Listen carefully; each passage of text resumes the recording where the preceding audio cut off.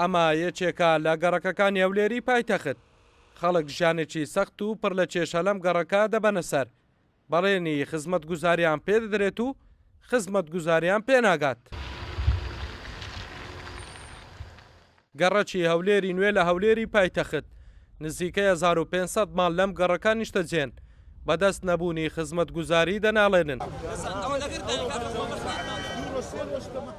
هاتوونەتە بەردەم بەڕێوەبەرایەتی شارەوانی سێ داوای گەیاندنی خزمەتگوزاری دەکەن بۆ گەڕەکەکەیان و نیگەرانن لەو بەڵێنانەی پێیان دەدرێت و بۆیان جێبەجێ ناکرێت.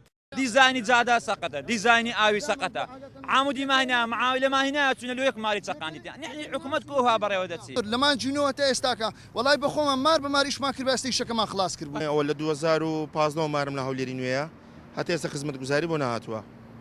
یعنی ژیانەکەمان ژیان نییە. لەسەر نەبوونی خزمەتگوزاری لەم گەڕەکە بەڕێوەبەری شارەوانی سێ بەڵێن بە دانیشتوانی گەڕەکی هەولێری نوێ دەدات خزمەتگوزاریان بۆ تەواو بکەن.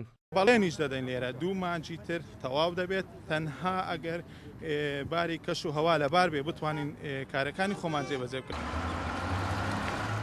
بەشێکی زۆر لەو گەڕەکە تازانەی لە ماوەی چەند ساڵی ڕابردوو لەلایەن سەرۆکایەتی شارەوانی هەولێر ڕێپێدانیان پێدراوە و خانوویان تیادا دروست کراوە.